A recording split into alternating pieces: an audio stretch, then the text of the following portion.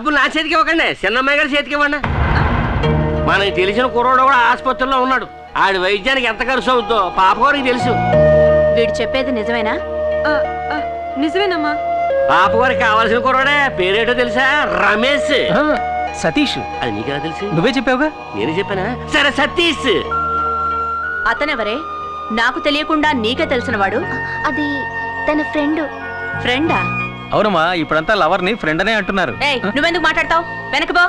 రే, నీ గురువు నేనే దూరంగా ఉన్నాను, నువ్వు రాంగ్ రూట్లో దగ్గరికి వెళ్ళిపోతావేటి? నువ్వు చెప్పినట్టే ఆ అబ్బాయి ట్రీట్మెంట్కి డబ్బులు ఇస్తాను. కానీ ఆ వాయుపుత్ర మా అబ్బాయి ప్రాణాలకి అండగా ఉంటాడుగా? 100% గ్యారంటీ. గ్యారంటీ అట్టాక నువ్వెవరో ఖర్చు అయిపోతాడు. రే, గురువు ఉండగా శిష్యుడు తోకాడించకూడదు. సరే గాని అతనెందుకు వీళ్ళకి సహాయం చేయాలి?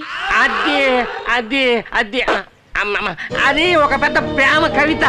అయిపోయిన తిరణాలప్పుడు నా శిష్యుడు వాయుపుత్రుడు వచ్చాడు.